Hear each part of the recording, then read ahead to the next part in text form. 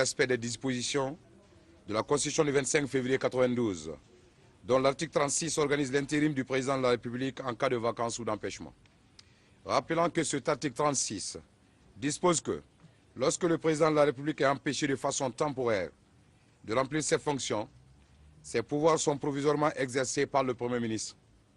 En cas de vacances de la présidence de la République, pour quelque cause que ce soit ou d'empêchement absolu ou définitif constaté par la Cour constitutionnelle, saisie par le président de l'Assemblée nationale, le Premier ministre, les fonctions de président de la République sont exercées par le président de l'Assemblée nationale.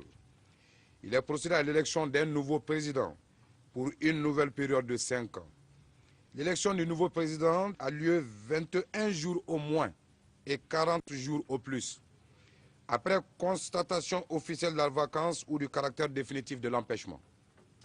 Dans tous les cas d'empêchement ou de vacances, il ne peut être fait application des articles 38, 41, 42 et 50 de la présente Constitution.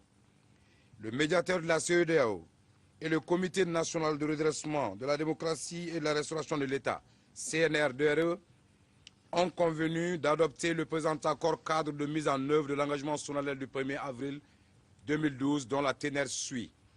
Chapitre 1. Mise en œuvre des dispositions de l'article 36 de la Constitution. Article 2. Le président du CNRDRE, conformément à sa déclaration solennelle du 1er avril 2012, déclenche le processus de mise en œuvre de l'article 36 de la Constitution du 25 février 1992. Article 3.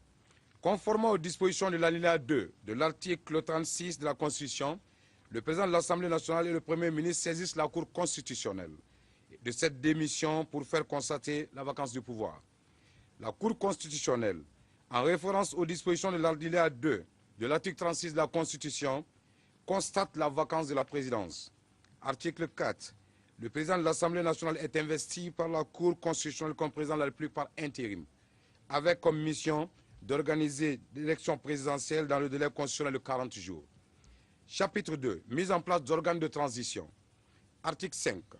Compte tenu des circonstances exceptionnelles que vit le pays, du fait de la crise institutionnelle et de la rébellion armée dans le Nord, qui ont gravement affecté le fonctionnement régulier des institutions de la République, et dans l'impossibilité d'organiser des élections dans un délai de 40 jours, comme le stipule la Constitution, il s'avère indispensable d'organiser une transition politique devant conduire à des élections libres, démocratiques et transparentes sur l'ensemble du territoire national.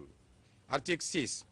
Dans les circonstances évoquées à l'article 5 ci-dessus, les parties signataires du présent accord conviennent de mettre en place des organes de transition si après chargé de conduire le processus de transition jusqu'à l'organisation de l'élection présidentielle avec un fichier électoral dûment révisé et accepté de tous. Un Premier ministre de transition, chef de gouvernement, disposant de plein pouvoir ayant pour mission de conduire la transition, de gérer la crise dans le nord du Mali et d'organiser les élections libres, transparentes et démocratiques, conformément à une feuille de route, sera désigné. Un gouvernement d'union nationale de transition, composé de personnalités consensuelles et chargé de mettre en œuvre la feuille de route de sortie de crise est mise en place. Le gouvernement d'union nationale œuvrera à la mise en place de l'assistance humanitaire.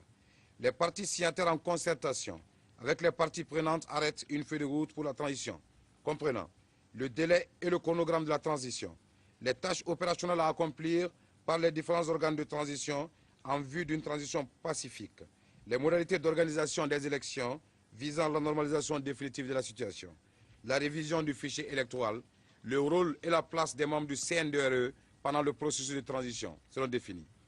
À chapitre 3, adoption de mesures législatives d'accompagnement. Article 7.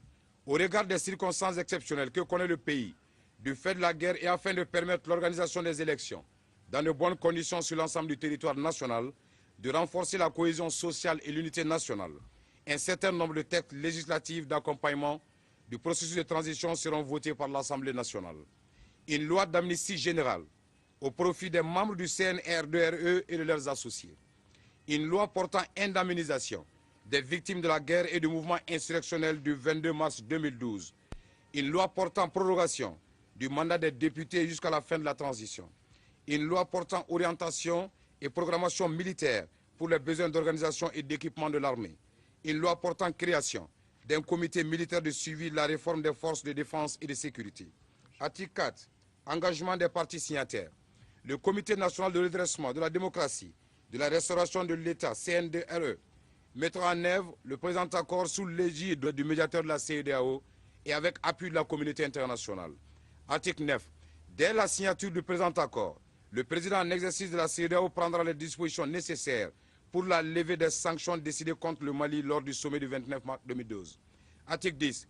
Au regard de la situation humanitaire très préoccupante, le président en exercice de la CEDEAO mettra à la disposition du Mali de fonds d'assistance humanitaire et sollicitera des partenaires techniques et financiers du Mali et de la communauté internationale une assistance humanitaire appropriée. Fait à Bamako le 6 avril 2012 pour le Comité national de redressement de la démocratie et de la restauration de l'État, le capitaine Amadou Aya Sanogo, pour le médiateur de la CEDEAO et par délégation, le ministre des Affaires étrangères et de la coopération régionale du Burkina, M. Yipene Djibril Bassolé, comme témoin, le ministre de l'intégration africaine de la République de Côte d'Ivoire, M. Adama Biktoko, comme témoin, le ministre délégué auprès du ministre des Affaires étrangères de la République fédérale du Nigeria, Dr Mohamed Nouriden. Merci. Je voudrais, au nom du médiateur, féliciter le capitaine Sanogo, l'ensemble des officiers, sous-officiers, hommes du rang du CNRDRE pour avoir, pendant quelques jours, accepté de discuter les modalités de mise en œuvre effective de l'engagement du 1er avril. Nous sommes parvenus à un accord qui permettra dans les heures et les jours à venir de mettre effectivement en place les organes prévus par la Constitution et qui fonctionneront de manière régulière. Je voudrais tout de suite signaler que le président Alassane Dramane Ouattara nous a informé qu'immédiatement, il fera prendre les dispositions nécessaires pour que les sanctions qui avaient été adoptées contre le Mali soient levées. Il nous a aussi informé que compte tenu de la situation humanitaire gravissime, des mesures seront prises pour que les personnes victimes de la guerre, les personnes déplacées et les personnes réfugiées puissent disposer d'un minimum d'assistance. Nous avons transmis au capitaine Sanogo le vœu ardent des chefs d'État que les détenus politiques, tous les hommes et les femmes politiques qui ont été mis en détention pour leur sécurité, qu'ils puissent connaître un élargissement dans le sens du renforcement de la confiance et de l'apaisement du climat social. Nous avons aussi souhaité que le président ATT puisse être admis à retourner à la maison de son choix et qu'il puisse bénéficier aussi de la sécurité par les forces de défense et de sécurité. J'en profite pour lancer un appel solennel à l'ensemble des mouvements armés qui sont en guerre maintenant au nord Mali, d'arrêter les hostilités et très rapidement d'engager le dialogue avec les nouvelles autorités constitutionnelles qui seront mises en place pour discuter les modalités de l'adoption d'un accord global définitif de paix. Le Mali n'a pas besoin de guerre, le Mali a besoin que ses filles et ses fils se tournent résolument vers le seul et le vrai combat qui vaille la peine d'être mené, c'est le combat contre la pauvreté et le combat pour le développement. Le président du Faso, le président Blaise Compaoré, très prochainement, il vient de parler au capitaine Sanogo, prendra les dispositions nécessaires pour procéder aux consultations afin que dans les jours qui viennent, le Mali puisse être doté d'un premier ministre de transition et d'un gouvernement consensuel de mission.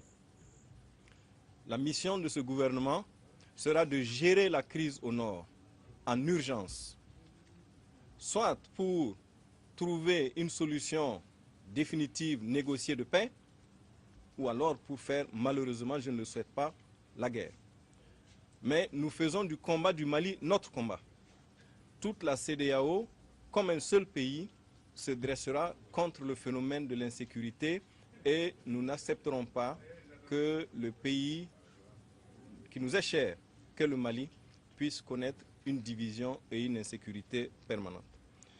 C'est en formulant le vœu que l'accord que nous venons de signer nous permette d'aboutir finalement à une paix stable, à une harmonie et à un développement pour le peuple malien, que, encore une fois de plus, je vous remercie. Voilà, c'était là les déclarations du président du CNRDRE, le capitaine Amadou Aya Sanogo, et le ministre burkinabé des Affaires étrangères, Djibril Basselé, sur l'accord cadre de mise en œuvre d'un engagement solennel du 1er avril 2012. La suite des programmes de votre télévision nationale. Bonsoir à tous.